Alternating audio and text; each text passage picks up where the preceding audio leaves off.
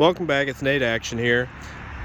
Starting this video off, I do apologize for any noise of passing traffic. It just happens to be the spot where I am here. It's the first day it's worked out for me to get a reshoot of this video. The first one was on a really poor resolution. Apologize for that, so it took me a while to get back to make another video here.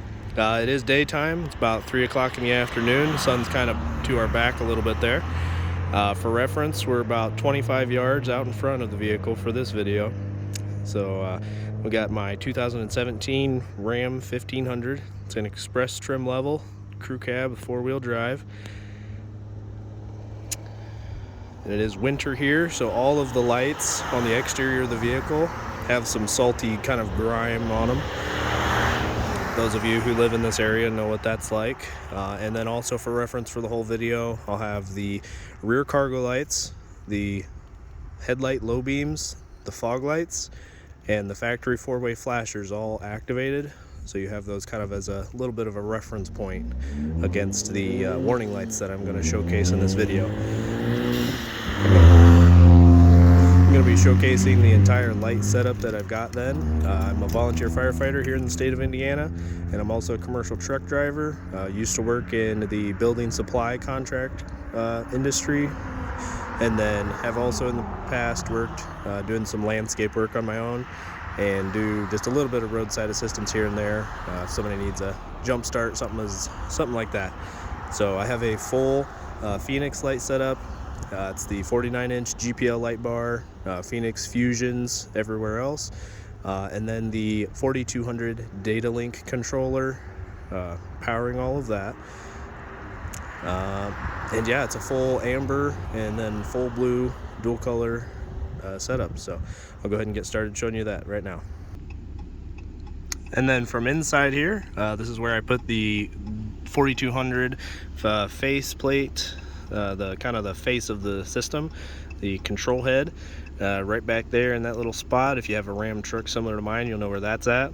Just have a piece of plate steel behind the headliner, cut and trimmed down, and the edges rounded off. And then I have some stainless steel hardware mounting it to the factory supplied U-bracket there. Just sandwiched to the headliner, and the headliner is pretty sturdy right there in that area, and no heavier than that unit is. Keeps it pretty good right there. Then I have the wire ran through there. Then I have the wire for that, and the wire for the dash light up there, all ran up in back behind or above the headliner, and then down the B pillar with the light bar wiring that I have there for right now, as well as some of the other wiring comes down in through that area. And then I have the corresponding control unit for the 4200 system underneath the front passenger seat. I took out the jack that usually lives there and I put that under the back seat. So I'll show you that here in a little bit. I've got the suction cup mounts right now for the 2X dash light. I'm gonna get a little bit of silicone on those, and that seems to work just fine. I know I've heard some people have issues with that, but I haven't seemed to. I put a little plastic connector right there so I can plug and unplug it easily enough if I need to sync it differently or whatever.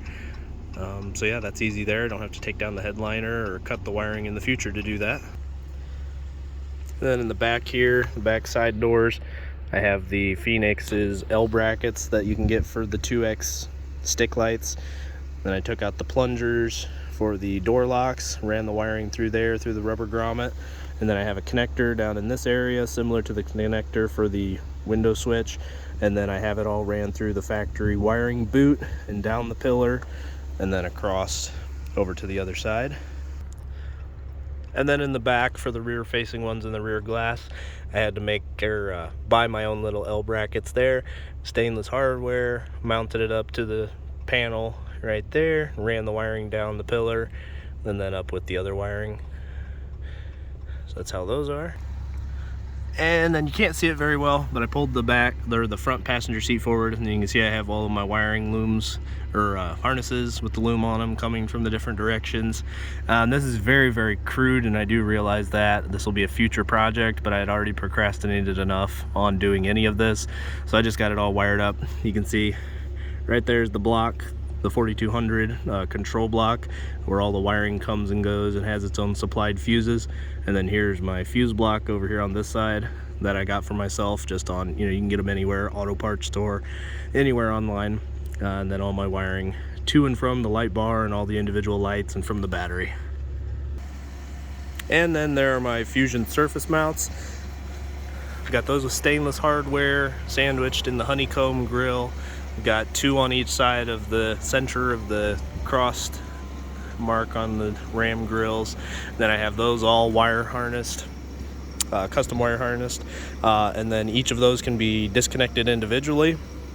Each side as a pair can be disconnected, and then the whole set all as one can be disconnected as well.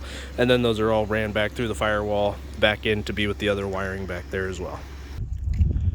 Alright, and then here's the mode 1 on the slide selector that I have programmed.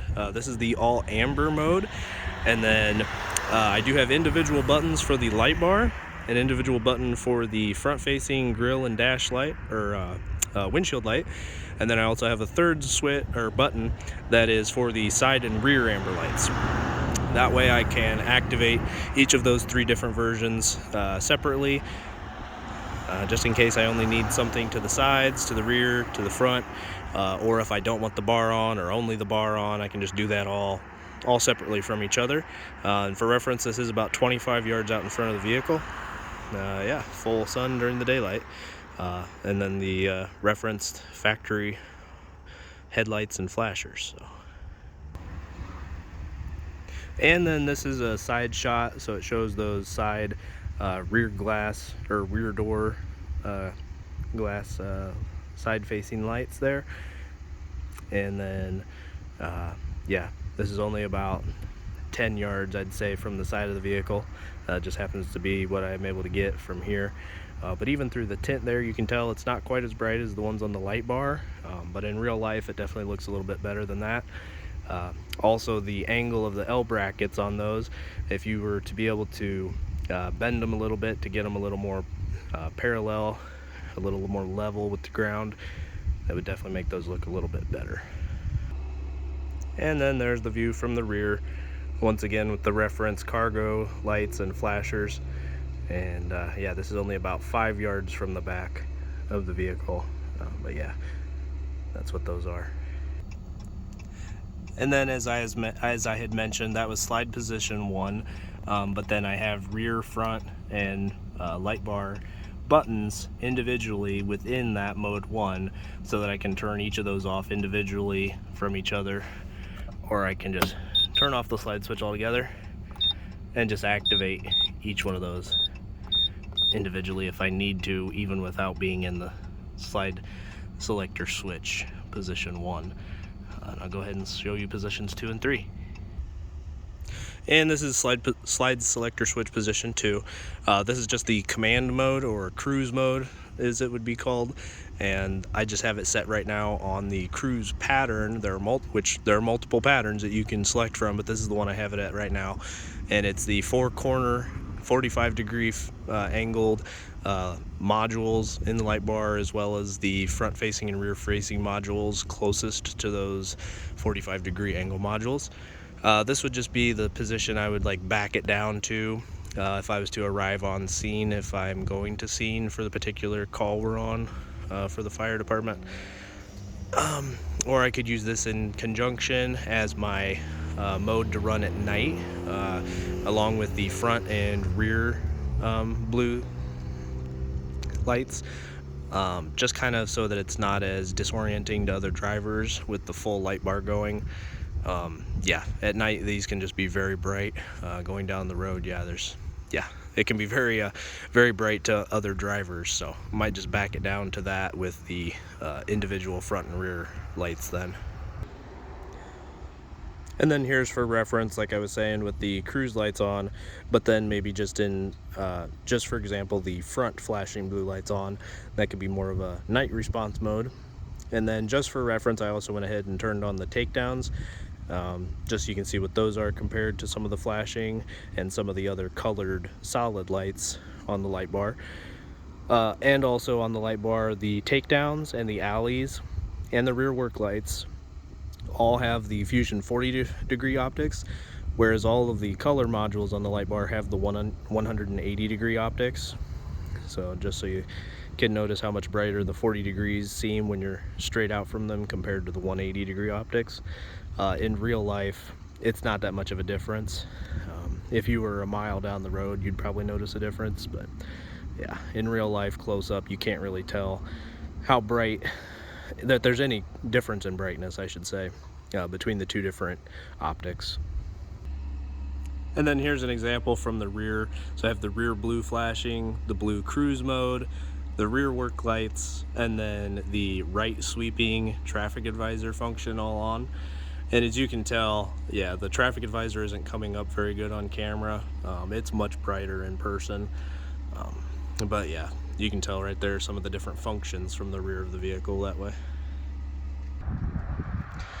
And then there's mode 3 on the slide selector switch, and that has the blue light bar, blue front and blue rear lights all activated. You can see a little bit different flash pattern on the light bar there. And then also for reference, I went ahead and turned on the flashing takedown and alley function as well. I wouldn't normally run this just because it's not technically legal to have white for response for volunteer firefighters, just blue only. But nobody really cares about it, to be honest. So if it's during the daylight and it just needs to get somebody's attention, if this already doesn't, then I might just flick those on just for a second to try and see if that'll get somebody's attention. Otherwise, those are just kind of a nice little feature that Feniex has that doesn't really apply to me, but I'm just showing you here for reference. And then there's another side view, and then that also shows your flashing takedown and alleys, or just alleys in this instance, but they both come on. There are a few different flash patterns you can choose from as well for the alley and takedown function, and then the side ones in blue as well. And then there's mode 3 with all the blue from the rear also.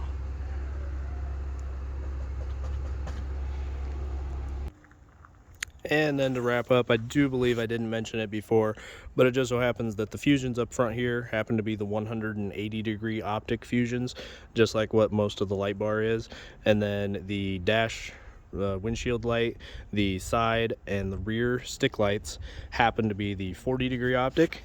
Just help get through the tint on the back and the sides a little bit better, give a little more long range visibility, in theory at least. And then the kind of mix the 40 degree with the 180 degrees up front, just because the front's where you do need most of your visibility when you're actually responding somewhere. But yeah, there's my P.O.V setup, all amber, all blue, dual color Feniex Fusion. Very nice setup for what I need it to be. So yeah, if you like it, give it a thumbs up. If you don't, go ahead and give it a thumbs up as well. Hope this video was informational, helped you out somewhat, give you a little bit of an example. Maybe you're doing a similar vehicle to mine. But yeah, this is my setup. Very pleased with it. Thanks so much for watching. Have a good day.